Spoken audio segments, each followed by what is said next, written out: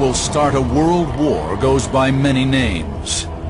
Lucifer, Mephistopheles, Beelzebub. He has corrupted souls, waited for millennia. Now, Satan's time has finally come, and his army of the damned is being assembled. Winner takes all. For thousands of years, prophets around the world have predicted the end of days. More than one suggests the apocalypse is fast approaching. We call this theoretical convergence between doomsday prophecies and today's events the Nostradamus effect.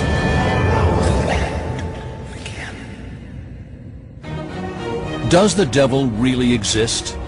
More than 70% of all Americans believe that he does, and 1/3 of them fear his power will ultimately consume the world. Biblical prophecies predict that Satan will seize power in what is known as the end times. The ancient texts describe how he will amass an army of evil whose sole purpose is to destroy humankind. These prophecies suggest Satan will seduce millions into following him and ultimately bring about the end of the world. Some say that today's unrest is a sign that Satan's army has begun to assemble. Rising violence, not just between nations, but within societies all over the world, is one of the greatest signs, perhaps the greatest, that we're at the very end of the age, and it will grow much worse. The scripture says the whole world lies in the lap of the evil one. Does Satan actually exist? Is he possibly orchestrating our demise? Do other ancient cultures suggest similar evil figures, tempting us to commit wrongful acts? And could Satan, in one of his many guises, assemble an army of lost souls at the biblical Armageddon, a place where the world as we know it ends in annihilation?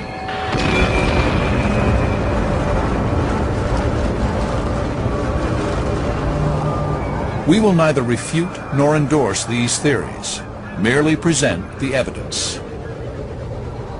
Satan is the father of lies. He is the one who is ultimately bringing all these conditions to the world around that affect men as they do. Satan appears in early Judaic texts as an agent of God whose sole purpose is to tempt mankind into sin. But many Christians believe Satan is a fallen angel who was once loyal to God, and in the ultimate act of vengeance is now conspiring to overthrow his kingdom. Here's God occupying the top spot in the cosmos, and Satan doesn't like that. He can't stand it. His pride won't let him accept that. So arrogance and pride, those are the hallmarks of Satan throughout the ages. In the book of Revelation, Satan appears during the time of tribulation, a 7-year period characterized by extreme disasters. At the end of this biblical time period, Satan returns to earth to recruit corrupt souls for an army that will confront God. This Revelation prophecy establishes the ultimate battle that will occur between good and evil. Woe to the inhabitants of the earth and of the sea, for the devil is come down unto you, having great wrath, because he knoweth that he hath but a short time. This form of writing we call apocalyptic. It comes from the word for revelation, apocalypse. This apocalyptic writing had certain characteristics that were common all across apocalyptic examples of writing. For example, virtually all of them feature some kind of great cataclysm, some kind of great battle between the forces of good and the forces of evil. But is Revelation's depiction of Satan's prophecy meant to be taken literally? And how does this belief compare to other religions? An examination of early civilizations reveals that certain cultures believe in a supernatural evil being. If you go back to the earliest cave paintings, you know, several thousand years before Christ, and you look at those, there will be animal-like, half-man, half-beast figures. A powerful god, capable of death and destruction, emerges from the texts of ancient Egypt. Ancient Egyptians had a kind of devil-like figure that at the end of your life you would appear before the gods and they would weigh your life. The goodness in your life had to outweigh a feather. If it didn't, you were cast off into some form of darkness. And what of Islam? Does this global faith, 1.5 billion strong, have a satanic figure that orchestrates the end of days? Satan in the Islamic tradition is known as Iblis. And Iblis is different than the devil in Christianity in that he is not a fallen angel. He is a separate type of creation known as a demon spirit or a jinn. According to the Quran, Islam's holiest text, this demonic spirit corrupts humanity and brings down God's wrath upon the world. There are signs that the day of judgment will come.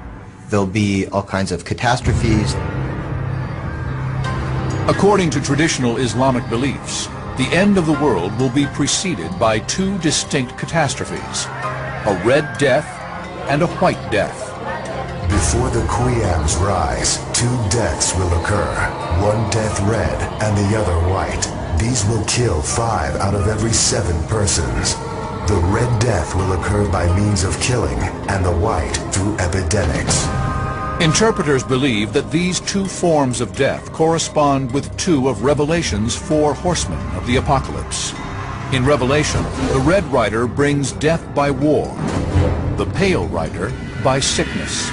There's some indication that the end of time will be near when there is mass devastation and famine and hunger and environmental degradation and conflict and warfare. But does Islam, like other religions, feature an actual satanic figure? And does this figure also lure humanity to destruction in a final battle? According to Islamic tradition, Muhammad told his companions, He will claim to be God and try to create doubts in your minds. Have a firm belief. The one-eyed creature cannot be your Lord. He will claim to have come with the gifts of paradise and an arsenal of hell. There will be a great deceiver, the Dajjal, who will appear and lead people astray and will wreak havoc on the environment and on civilization and will destroy and kill many people. In the midst of this suffering, the Islamic prophecy suggests a Redeemer called the Mahdi will return alongside Jesus Christ. The Islamic view of the end of the world is very similar to that of the Christian view. Muslims believe that Jesus will come back at the end of time. According to Islamic tradition, Jesus and the Mahdi will join forces and lead their chosen ones into battle against the one-eyed Dajjal and the Sufyani, a bloodthirsty tyrant. There'll be a day of judgment and people will be sent to heaven or hell depending on how they conducted themselves in this world. Images of a figure similar to the devil also appear in the carvings of the Aztecs, some as many as 680 years old. In addition, the Hopi Indians believe in a malevolent force. They imagine this force not in human form, but as a fog that rises from the earth to dilute the hearts and minds of people. Like Satan, the fog is prophesied to bring about complete destruction, which the Hopi call the Day of Purification. The Hopi had 5 worlds. We're moving from the 4th into a 5th. And they predicted it would be a time of unrest and chaos and disorder. And I think, again, if you look at the news, we're seeing that.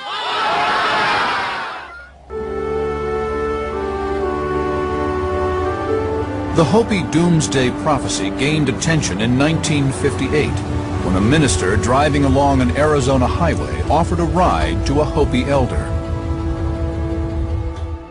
After riding in silence for several minutes, the elder shared his prophecy of a battle between good and evil that will abruptly end the current era of man.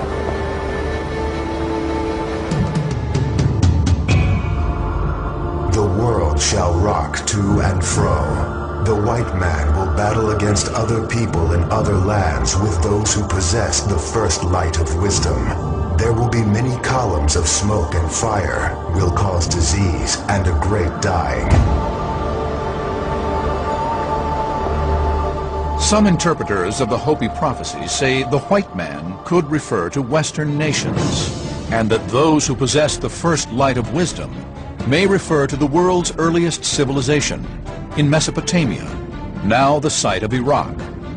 But there was more to the Hopi prophecy. You will hear of the sea turning black, and many living things dying because of it.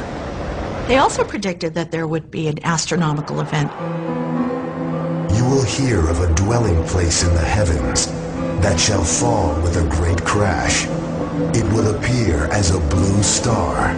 Now, we don't know exactly what year they were referring to. They were not that specific, but they did also say that at this time of chaos, what would follow would be the return of the Great White Brother, union, harmony, similar to the New Testament Revelation where, hell would be followed by heaven.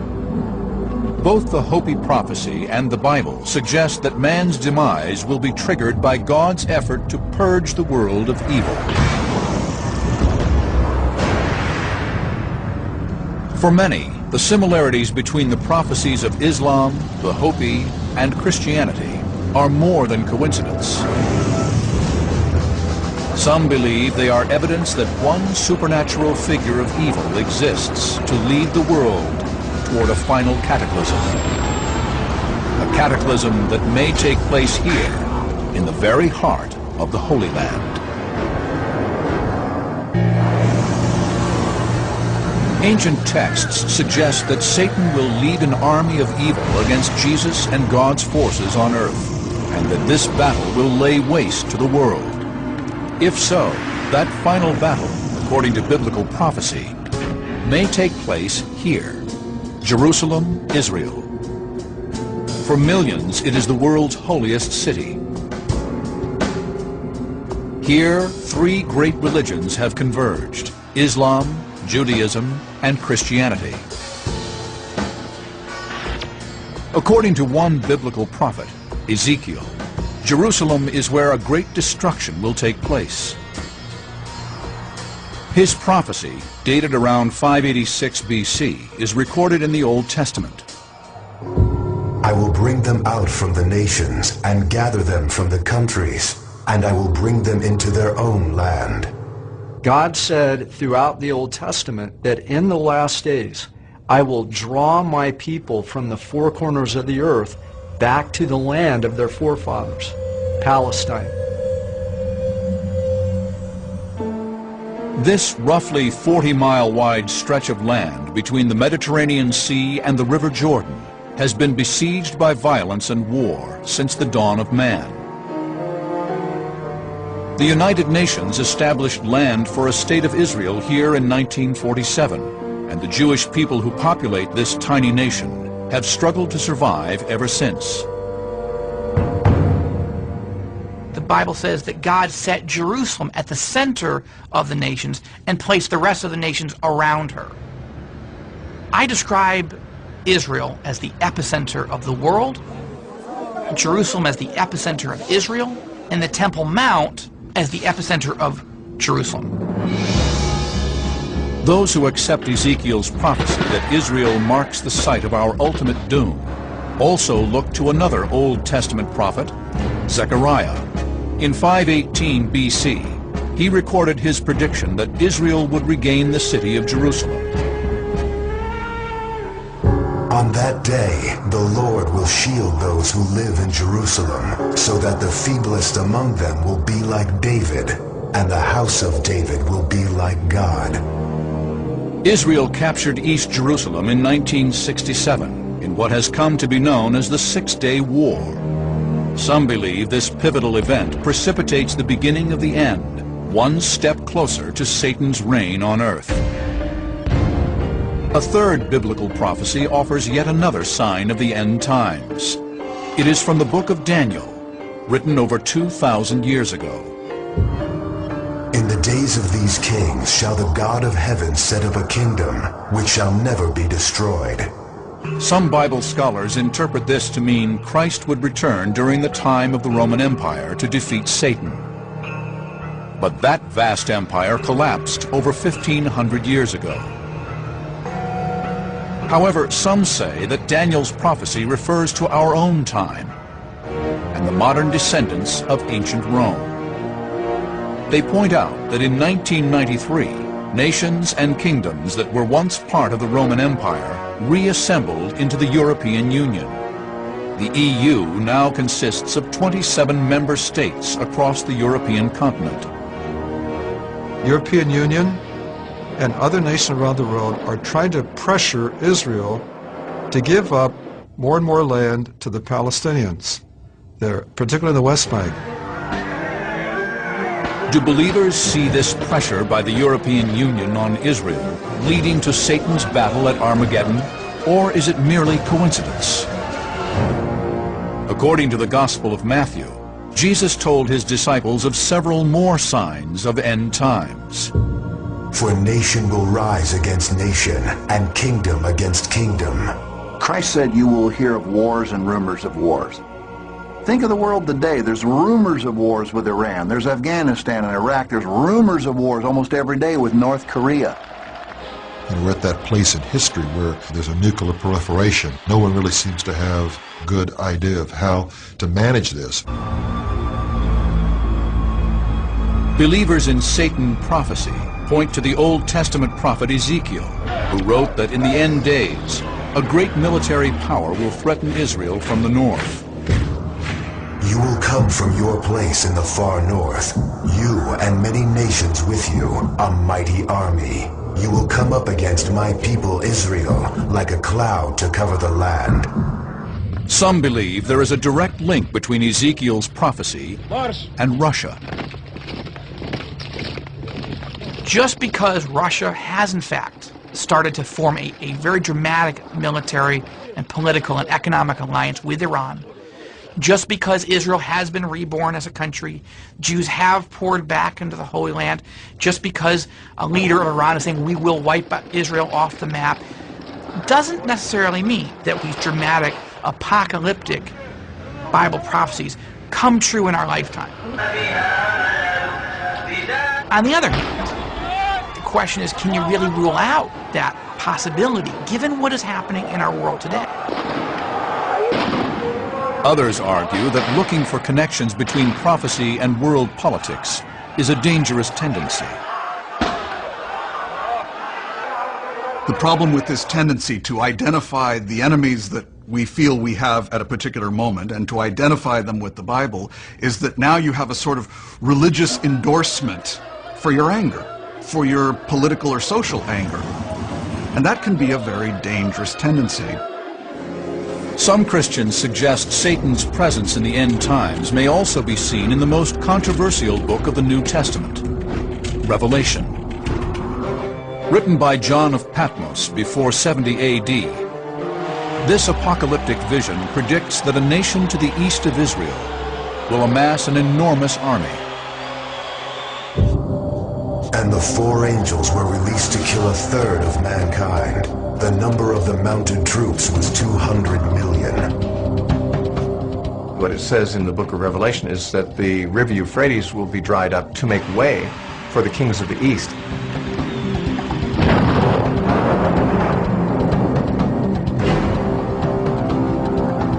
Assuming he exists, how will Satan gain such power? There are those today who worship Satan openly. But are these modern pagans really soldiers in Satan's army, leading us to annihilation? Satan, the malevolent figure Christians accept as the ultimate force of evil. Biblical texts predict he will lead the world to a violent and destructive end. To some, today's unrest is proof that the prophecies contained within these texts are being fulfilled. He is a father of deception. So he's behind drawing people to those things which are not the truth, which are things which are a lie. And so this is his final assault on humanity and on planet Earth. Those convinced that Satan truly exists believe he can only challenge God by raising a massive army. Armies with troops numbering in the millions exist today, not to mention less structured guerrilla and terrorist soldiers. They would appear to be perfect candidates for Satan's army. But is this what believers think? Ancient texts suggest instead that Satan will recruit his army by corrupting mankind one soul at a time. The Apostle Paul said that in the last days, perilous times shall come, or dangerous times. And then he listed about 15 things that all have to do with character. In the Bible's book of Timothy, written in the 1st century AD, the disciple warns, "For men will be lovers of self, lovers of money, boastful, arrogant, brutal, haters of good, treacherous, reckless, conceited, lovers of pleasure." Many believe Satan to be a fallen or corrupt angel. Satan is a very powerful angel, and angels have an intelligence and a knowledge far greater than human beings. And so Satan knows humanity in and out. He knows all of our weaknesses. According to the Bible, Satan's seduction of humankind is just one of several ways he will gather his doomsday legions.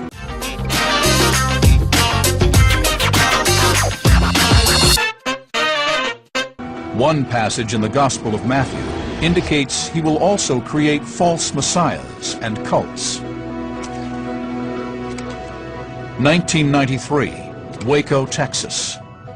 The world watches as a ranch complex burns to the ground. 80 people die, 17 of them children. They called themselves the Branch Davidians, and they were led by their charismatic leader, David Koresh. Having proclaimed himself the Son of God, Koresh claimed he was the Lamb who would open the 7 seals. After a firefight with federal agents who believed he was hoarding illegal weapons, Koresh and his followers perished in a fire after a 51-day standoff. 1978, Guyana, South America.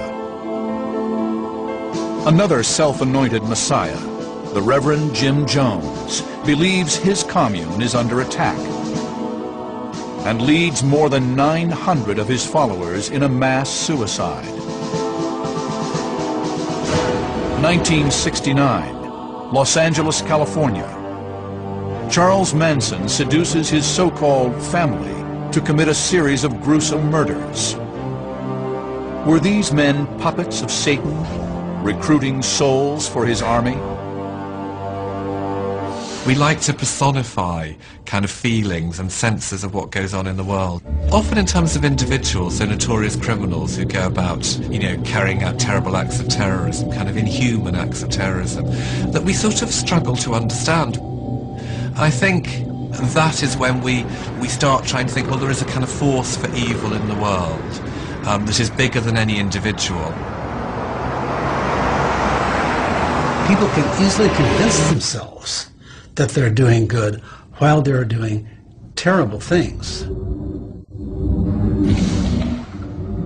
I'm surprised that we don't have more Jim Jones, more David Koreshes, and more Charles Mansons.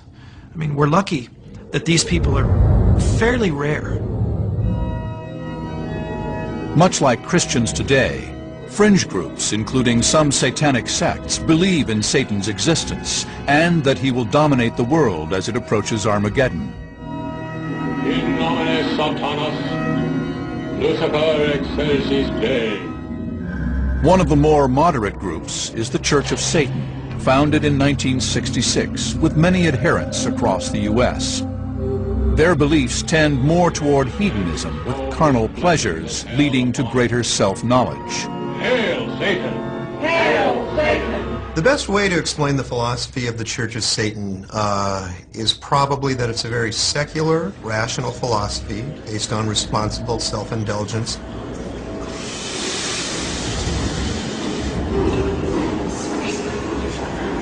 core, it's certainly atheism. There's no faith in it. There's no God. It's all based on human nature and real human behavior. But Christian believers counter that in the end of days, Satan will exact a high price from those he seduces, enslavement in his army of evil. Some also believe that those whom Satan cannot seduce, he will control by demonic possession. In my own evaluation of cases or alleged cases of demonic possession, at some point always there is a willingness of the person to allow the evil to enter in. He or she gets lost in that darkness. Demonic possession is real. It's one of the proofs, by the way, perhaps one of the greatest proofs for those who've experienced it, that demons are real, that the devil is real. According to a recent study by Fordham University, exorcism is more readily available today than perhaps ever before. In 2007, Pope Benedict XVI ordered his bishops to establish teams known as exorcism squads to stop what the Catholic Church believes is Satan's rising influence. There was a special school set up in Rome to help in the training of exorcists. But many doubt that demonic possession is real. There are not very many cases of legitimate exorcism going on today.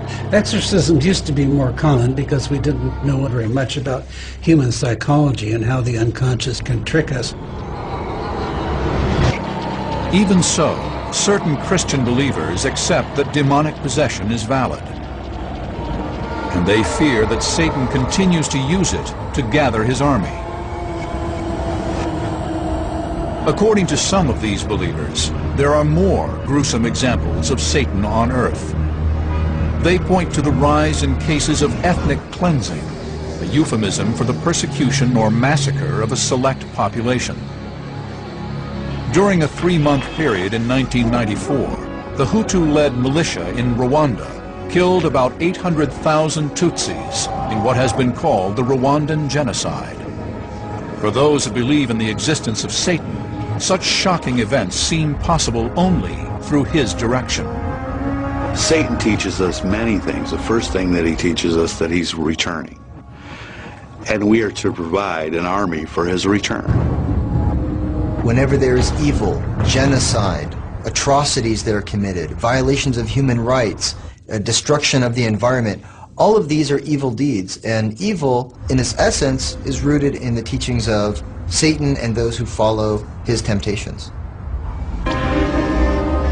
Believers in biblical prophecy suggest that before Satan can implement his plan to wipe out mankind, he will need to enlist the help of 2 lieutenants into his army.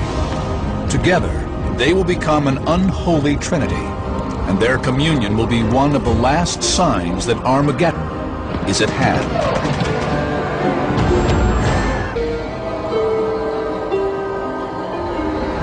The most evil figure in the Bible is believed by many to be amassing an army at this very moment.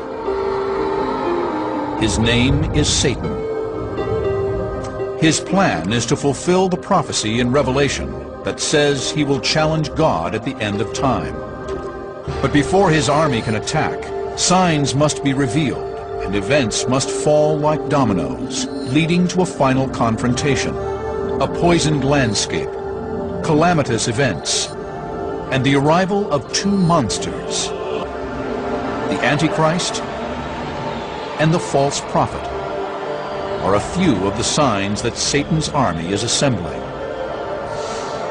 But is there any evidence of these prophecies coming to pass? Is global warming the work of Satan? Is globalization the work of Satan? Is terrorism the work of Satan? That might be true. The atomic weapons, are they the work of Satan? Of course, there are all those things today, but there always have been. There always have been wars and plagues and famines.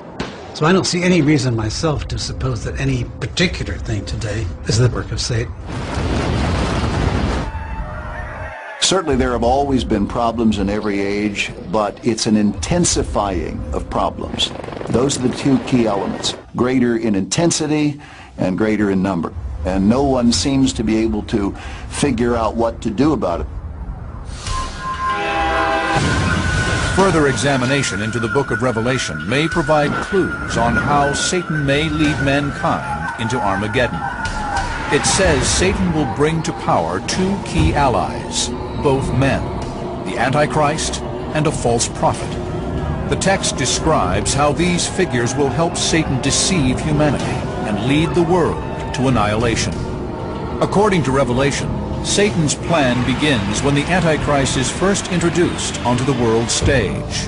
And behold, a white horse, and its rider has a bow, and a crown was given to him, and he went out conquering and to conquer. According to some biblical experts, the Antichrist, the first of the notorious four horsemen of the apocalypse, will falsely claim to bring peace. And it's going to be the peace that will destroy many. It says it will be made and confirmed by the one called Antichrist. Labeling people the Antichrist, the whole concept smacks of somebody having an ulterior motive, and that is to demonize and caricature somebody. That being said, we can't discount altogether those voices that see it as something real. Revelation describes how the Antichrist begins to consolidate his power. And he was given authority over every tribe, people, language, and nation. He is going to stir up such international problems that people will be looking for some kind of savior, some kind of messiah, somebody who will step into the scene politically, who will be able to solve the problems of the world. He'll bring war, he'll bring problems, but he will bring a sense of unification. Nostradamus, the renowned 16th century seer, also wrote of an Antichrist. In one quatrain written in 1555, Nostradamus seems to be describing the same Antichrist depicted in Revelation. One who the infernal gods of Hannibal will cause to be reborn, terror of all mankind. Never more horror, nor the newspapers tell of worse in the past than will come to the Romans through Babel. Babel is the ancient name for Iraq. Iraq comes up as Mesopotamia, where a crusading army goes and loses a war. Who did Hannibal worship? He worshipped the Phoenicians. Where were they worshipped? Across North Africa and what is currently the Middle East, all the way to Persia. That means Lebanon, Israel, Syria, Iraq. To some, this suggests the Antichrist will come from the Middle East. One who the infernal gods of Hannibal will cause to be reborn. The Antichrist is probably here. And this man may not even know he is the Antichrist. Christians have to consider the reality of a possible Antichrist. However, we have to keep in mind we're dealing with apocalyptic literature. What they're trying to express is a feeling, a sentiment, and they're speaking through imagery. It's analogy, it's symbol, it's metaphor. Even so, the ancient text of Revelation suggests another puppet of Satan must appear to prepare the way for Armageddon. The Bible calls this second evil emissary the false prophet. He gives a man who is called his false prophet the ability to do pseudo-miracles and signs and wonders so that he deceives the nations at this point. The description bears a superficial resemblance to some modern-day preachers, but with a key difference. Revelation describes that by performing a miracle, the false prophet will trick the world into worshiping the Antichrist, whom the text also calls the beast. And he had power to give life unto the image of the beast, and cause that as many as would not worship the image of the beast should be killed. Revelation also says the false prophet will employ awesome powers. And he performed great and miraculous signs, even causing fire to come down from heaven to earth in full view of men. He's able to call fire down from heaven. That's not something your everyday ordinary prophet can do. It has to be a venerated, respected religious figure that everybody would not suspect as being someone who could be a person of darkness or great evil. According to Revelation, the false prophet will command everyone to take the mark of the beast. He also forced everyone, small and great, rich and poor, free and slave, to receive a mark on his right hand or on his forehead, so that no one could buy or sell unless he had the mark, which is the name of the beast or the number of his name. Some interpreters who understand the Bible literally believe this scenario could be played out today using current technology. Barcodes, first implemented in grocery stores in the 1970s, are now used to track a host of items, including household pets and cattle. Could this tracking technology also be applied to human beings? Right now we have RFID technology, which could possibly tag every single person in the world to track them and to locate them wherever they are. And we also see other technologies that might come about, such as nanotechnology, that could possibly form some of these Bible prophecies as well. But others have a different interpretation of the Bible. What's being expressed here, I think, is more a fear of technology and probably a very good fear of the increasing power of Big Brother, rather than something that I think is a literal understanding of the book of Revelation. Believers in the prophecy suggest that Satan, the Antichrist, and the false prophet will combine their powers to finally lead humanity into World War III. The devil will have no problem finding people. He can stir up again through his spirit whole armies, and Revelation says he will. Will Revelation's prophecy come true, dooming most of the world's population in a final battle with Satan's army? As the hour of Armageddon approaches, the last dominoes prophesying the end times will fall. According to the Bible, the unholy trinity of the false prophet, the Antichrist, and Satan will finally concentrate their power in the Holy Land as D-Day dawns for Satan's army. Biblical prophecies describe how two forces will engage in a deadly battle for the souls of humankind. One of these forces will be led by the Bible's fallen angel, Satan, the other by the Son of God, Jesus Christ. The site of the prophesied conflict, a place called Megiddo, better known as Armageddon. But the biblical text says that before this can happen, Satan must bring his chosen leaders to power. Even now are there many antichrists, whereby we know that it is the last time. But the Antichrist is likely to start out by offering us all kinds of goodies, you know, and then once he gets us, then he's got us. According to the book of Revelation, the conditions for battle will finally be set when Satan's chosen emissaries, the Antichrist and the false prophet, gain power in the last days of tribulation. This is when the end begins, enabling the following key events to unfold. First, the Antichrist forges a treaty that allows Israel to rebuild the temple in Jerusalem. Now, the Antichrist, on Satan's behalf, declares himself to be God and moves into the rebuilt temple. He takes his seat in the temple of God, proclaiming himself to be God.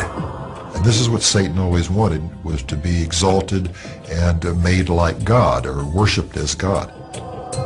According to Revelation, the Antichrist and the false prophet will launch a reign of terror, killing all who oppose them. In response, God will challenge Satan's followers with a series of disasters, each more terrible than the last. One passage from the text describes how a falling star will cause 1/3 of all water to become poisoned. And a great star, blazing like a torch, fell from the sky on a third of the rivers and on the springs of water. Could this falling star be the same star that crashes to Earth in the prophecy mentioned by a Hopi elder in the late 1950s?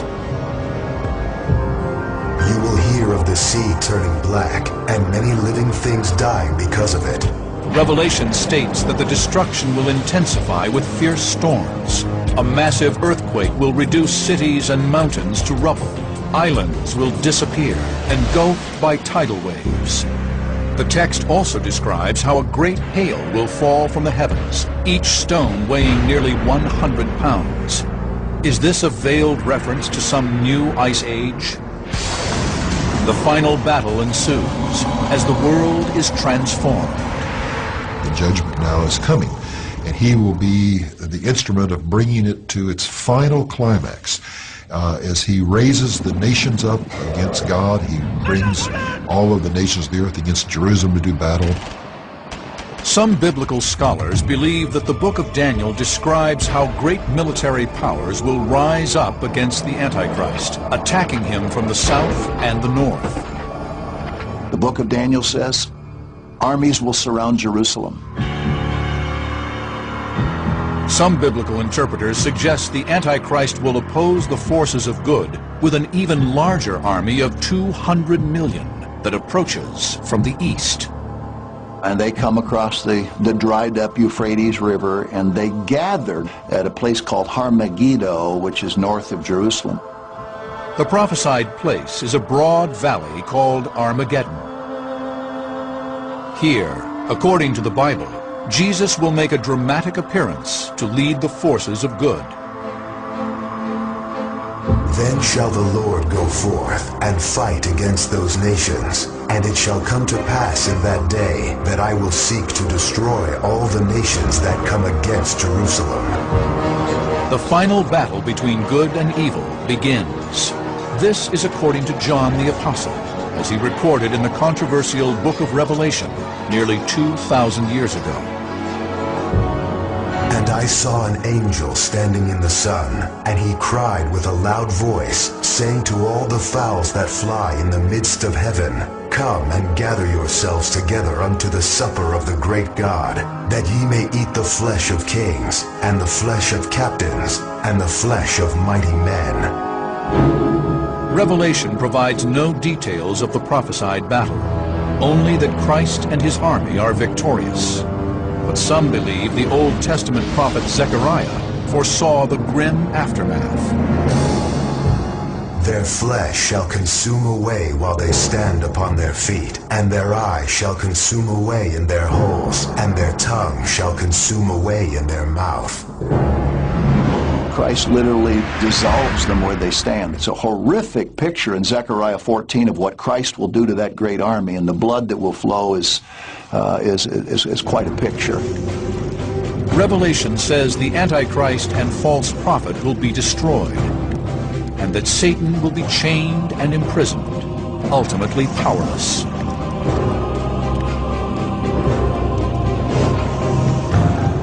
And then finally, at the very consummation of the age, he will be consigned to the lake of fire, which is really hell itself. The prophecy culminates with Christ ruling on earth in peace for 1,000 years. If, according to prophecy, the end has already begun, some believe we should also look to the prophets for guidance on how to prepare for that day. Muhammad, the prophet of Islam, taught his followers to live in this world as if you're going to live forever, but prepare for the meeting with your Lord as if you're going to die tomorrow. In Matthew chapter 25, the message is about how we're to live our lives. It means take care of each other. It means have compassion. It means to work for peace and justice. Prophecy makes us realize our own potential, good and bad. They force us to come to terms with which path are we going to take. Are we going to line up behind the forces of evil and destruction? Or are we going to line up behind the forces of good?